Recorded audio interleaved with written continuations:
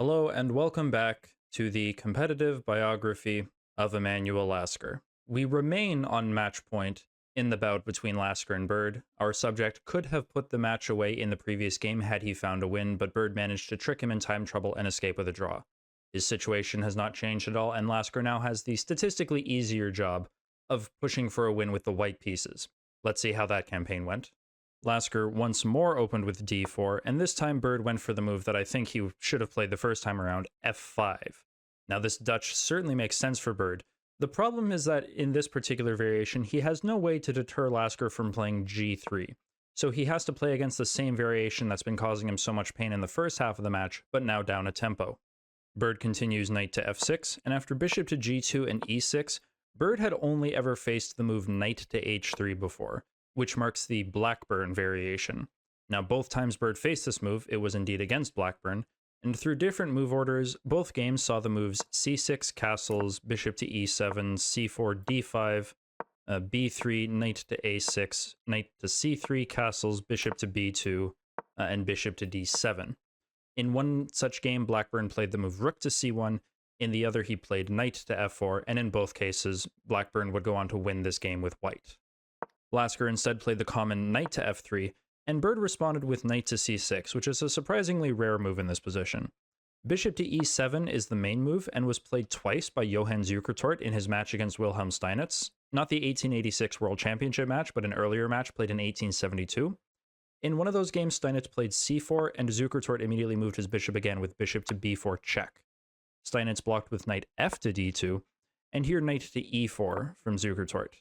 Now here Steinitz played somewhat uncharacteristically and gave up his bishop pair with bishop captures on e4, f captures e4, and castles. Zukertort returned to the favor with bishop captures d2, bishop captures d2, and d5, and Steinitz met this refusal to castle or develop with f3. E captures f3, rook captures f3 prevented Zukertort from castling, and Steinitz would go on to win this game in 55 moves. The second game in that match that saw this opening instead saw Steinitz castle, and after castles only now played c4. Here Zukertort played queen to e8, and after knight to c3, once again broke in the center with d5. Steinitz took advantage of this hole on e3 by placing his knight there, and after c6, b3, knight to e4, and bishop to b2, this was the development scheme they chose, and Steinitz would need only 35 moves to win this game.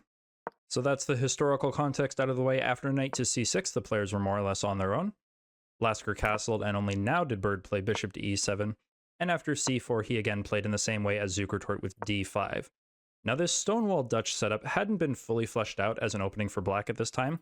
As white, however, one of the chief practitioners of this setup was the American player Preston Ware, who used such a setup with pawns on c3, d4, e3, and f4 to beat none other than world champion Wilhelm Steinitz at the legendary Vienna 1882 tournament. I'll leave a link to that game down in the description. It's actually quite an amusing one, and I recommend you check it out. After b3 castles and bishop to b2, knight to e4 and bishop to d7 are the most popular moves here, while Bird's move of queen to e8 had only been played in one other game, and after knight to c3, knight to e4 here was played in a 2004 game between Grandmaster Ziaur Rahman and FIDE Master Boris Privman, with the late Grandmaster ultimately winning. But Bird immediately chose to develop his queen to h5. This move is a novelty, and so it's as of move 9 that the players are playing a unique game. Lasker also took advantage of the e5 hole by planting a knight there, with the added utility that after rook to d8, e3 offers a trade of queens. Now, the trade of queens is objectively fine for black, and Bird could certainly go for this, but it's not in his more attacking, complicated style, so he instead retreated his queen back to h6. Now, it's worth pointing out that knight to b5 has been an option for the past couple of moves, and in this position in particular, black has a somewhat difficult time defending this c-pawn. Knight to e8 certainly doesn't look all that appealing, nor does bishop to d6, where white has many options, but can, at the very least, get away with taking on d6 and then retreating this knight back to d3. These weak pawns certainly give white something to play against. Lasker instead continued to go for development with queen to e2, and Bird stopped this plan entirely with a6, so now the b5 square is completely uninhabitable. And Lasker evidently decided that he wanted to put his rooks on d1, and after knight to e4, put the other one on c1. We've more or less reached the end of the opening phase of the game, and Bird finds the middle game position that he wants to play very favorable after knight captures on e5. The commentators of the day believed this to be a major win for Bird. Not only does he double one of Lasker's pawns after d captures on e5, But after he exchanged this knight on c3 with knight captures c3 and rook captures on c3, he solidified his pawn structure with c6. And with both of Lasker's knights gone, this weak pawn on e6 is very difficult to attack, and his pawn structure overall is very compact and solid. Unfortunately for Bird, the position is not quite so simple as that, and he still has very important questions to answer in the moves leading up to the first time control. First, Lasker doubled on the d-file with rook c to d3, and after Bird developed his final major piece with bishop to d7, the bishop retreated to c1, now threatening to break in the center with e4 and tempo on the queen. Bird moved his queen over to g6, but e4 came anyways, and after f captures on e4, Lasker played a very tricky 20th move, bishop captures on e4. Now, the problem that Bird faces here is that he's low on time, and he really has to calculate a whole lot in this upcoming position. Now, queen captures on e4 and trading queens leads to very similar lines, but I think slightly more interesting to look at is d captures on e4. This is a very difficult 20th move to make for black, as they really have to calculate the position following the trades on d7, rook d7, rook d7, rook captures on d7. They have to see that bishop to c5 gives them enough compensation. The most critical line, I believe, is of course taking here on b7, and here rook to f8. This double attack on the f-pawn can be blocked with bishop to e3, and after bishop captures on e3, queen captures on e3, black still has to be careful. They can't immediately try to go on the offensive with rook to f3 because their back rank is actually quite vulnerable. Rook to b8 check. The king can't move as the f6 square is taken away, and so queen to a7 would result in checkmate. So they'd have to block, the rook goes back to f8, and after takes on f8, queen to c5 check. You pick up the c6 pawn, black is down 2 pawns in this queen endgame and is definitely going to be suffering.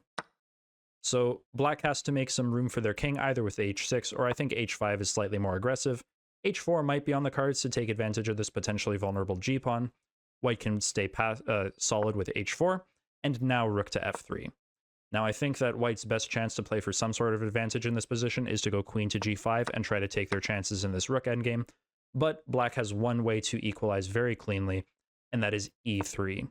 F captures e3, rook captures g3, the king moves somewhere, rook captures on g5, we have an equal rook endgame that should result in a draw at the end of the day. Now that is a lot to calculate, and it's not necessarily a guarantee that Bird would even like the outcome. If he did calculate that far, he's not necessarily known as an endgame player. So for his 20th move, Bird simply moves his queen out of the way with queen to f7. Now this does prevent any liquidation into any sort of endgame, but Bird is on the wrong side of the upcoming initiative. Here Lasker slides his rook over to f3, attacking the queen and forcing it to go all the way back to e8, and only now does he retreat his bishop all the way back to b1. It's nice and safe and still pointing at the king side. Bird tries to shelter his king a little bit more by playing king to h8, and this prompts Lasker to play the move queen to c2, very clearly threatening checkmate on h7, but unfortunately for Lasker, this allows Bird's queen back into the game. Now, when going through this position and trying to figure out precisely how Lasker should go on a kingside attack, I found this really interesting move in c5, trying to lock up the center and the queen side to prevent counterplay while preparing any sort of kingside attack. Now the point, and the most critical line I think, after bishop captures on c5, is here White gets to play the move bishop to g5 with tempo. And the point is that pretty much no matter what black does, let's say they go back to e7 to block again, now queen to c2 is very strong. This queen is tethered to the defense of the e7 bishop, so black has to weaken their king side with a move like g6, and now queen to d2. And here White enjoys a very strong attack on the king side because h4 and h5 is now possible to take advantage of this weak pawn. There are lines where White sacrifices on g6 and then plays moves like bishop to f6, queen to h6 check, and so on. More or less, White is going to be having all the fun in this position. The problem with queen to c2 is that it's a one-move threat that is very effectively parried with queen to h5, not only defending the h7 pawn, but also coming with tempo on the now undefended rook. Lasker moves it to what seems like the most active square, rook to f7. Again, this rook is completely safe because the h7 pawn has to be guarded. But Bird now plays the best move, bishop to c5. He's going to be generating a lot of pressure on this f2 pawn moving forward. Lasker realizes he can't keep this rook here because moves like rook to f8 or bishop to e8 are going to evict it right away. So he shifts gears and plays rook to f4. He's going to try to take advantage of this queen's position here on h5. But once more, Bird plays the correct response, rook to f8. The point being that if you go rook to h4 trying to trap the queen, then rook captures on f2. And the problem is that there is no way for this king to avoid any of the upcoming checks, and so the queen trade is more or less forced, killing White's attack. So Lasker tries to prevent all this by defending his f-pawn with rook to f1, but now Bird prevents this whole plan by going bishop back to e7, defending the h4 square. Lasker tries to improve his bishop to e3, but it doesn't stay there for long as Bird trades on f4, rook captures f4, bishop captures on f4, and now the other rook slides over to f8. Now, at this point, the commentators of the day believed that Bird was even better, and this is honestly a very understandable evaluation. He's the one that controls the open file with his rook, and he has a 4 versus 3 majority on the queen side should the material be traded down into any endgame. So it makes sense that Lasker, after being unable to generate any sort of advantage, now starts trying to pivot towards playing for a draw as he offers a queen trade with queen to d1. Now, once more, the queen trade is objectively completely fine for black, and he can try to play for a win with his queenside majority, but again, that's not really in Bird's style, and he decides to keep his queen on the board by putting it on h3. But here it's somewhat vulnerable, and Lasker tries to take advantage of this with bishop to d3, and after bishop to e8, bishop to e2, threatening bishop to g4, at which point the queen would once again be trapped. Now, there are a couple of ways that black can deal with this. Assuming you don't want the queen to stay here, you can move it back to f5. If you do want the queen to remain here, then h5 has a lot of utility. h4 becomes an option if Bird ever gets to attack. This bishop is going from g6 to e4 to take advantage of the weak light squares. There's certainly something to be said about this. Bird's move of g5 is okay. After bishop to g4, he has made the h6 square available, but the problem is here Lasker simply retreats his bishop back to e3. And now there are issues of h4 in the air, and this forces Bird to move his queen once again to g6. Lasker offers yet another queen trade with queen to b1, and Bird once again declines it by moving his queen all the way back to g8. Now, in this position, Lasker actually has the option to start taking over the initiative somewhat if he throws in a trade on d5. C captures d5, C captures d5, queen to c2. Suddenly, white gets an open file, rook to c1 can come, and there's a lot of action over here on the queen side. Black can try to close things with bishop to c6, but now white has a very sneaky move in bishop to e2, threatening to take on a6 and overload this poor b7 pawn. Black has lost the initiative and is suddenly the one trying to defend. However, Lasker continues to play for a draw, and he repeats by moving his queen back to d1. And the problem here is that Bird gets a move to play for the initiative, and he does with c5. Now when Lasker goes for the trade, C captures d5, E captures on d5. Bird has created a passed pawn for himself, d4 can't be stopped. Lasker has to find a defense for this, and also, as we'll see for the rest of the game, this pawn on e5 is really not much of an asset as much as it is a hindrance. So Lasker uses his one move to get rid of this weakness on the f-file that he's had. He plays f4, and in response to d4, his bishop is moved all the way back down to c1, but once again, it doesn't stay still for long as Bird once again takes on f4, G captures f4, bishop captures on f4, and now b6, solidifying the pawn structure. Here Lasker moves his bishop back to e2, and Bird puts his on the long diagonal with bishop to c6. Now, objectively speaking, this position is equal, but Bird is doubtlessly more pleased. His queenside majority has evolved into a 4-on-2, and again, Lasker's passed pawn here is of very little concern. It is comfortably blockaded by this bishop and is not really going much of anywhere. Now, to illustrate how difficult this position is for Lasker, e6 is actually one of the best moves, straight up sacrificing this passed pawn. After queen captures on e6, this bishop can return to g4 with tempo. The queen can't return to g8 because there are checkmating threats starting with bishop to e5 check.